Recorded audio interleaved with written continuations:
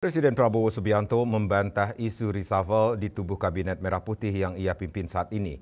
Prabowo menegaskan bahwa ia tidak berencana untuk melakukan reshuffle kabinet dalam waktu dekat.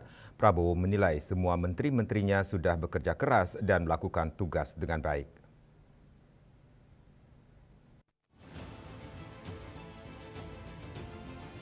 Guna menghindari adanya spekulasi yang kian meluas di tengah masyarakat terkait isu reshuffle yang belakangan marak diperbincangkan, Presiden Prabowo Subianto pun angkat bicara.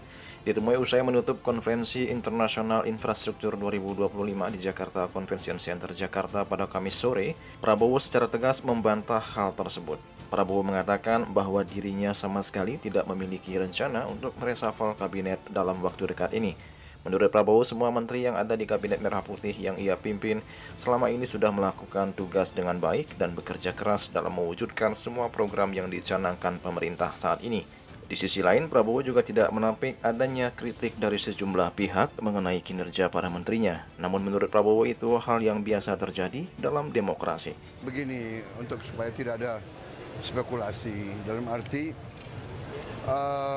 saya sekarang sampai saat ini, saya menilai bahwa menteri-menteri saya bekerja dengan baik.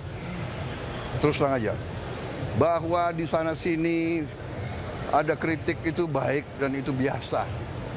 Dalam pemerintahan, dalam demokrasi kritik biasa dan kita tidak bisa memuaskan semua orang. Tapi saya sebagai pengguna, saya user, saya merasa menteri-menteri saya bekerja dengan baik. Kadang-kadang ada salah bicara, ada itu biasa. Tapi mereka kerja keras, niat mereka baik.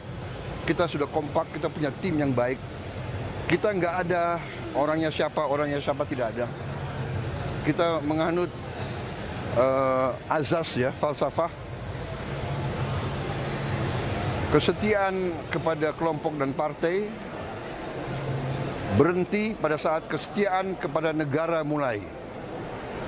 Partai-partai telah memberi kader-kader yang terbaik. Ini saya menuntut, saya minta, dan mereka memberi. Jadi itu yang ingin saya sampaikan. Saya tidak ada rencana mau reshuffle, ya kan? Sementara saya menilai tim saya bekerja dengan baik. Juli Suharto dan Ketut Sumadiasa melaporkan.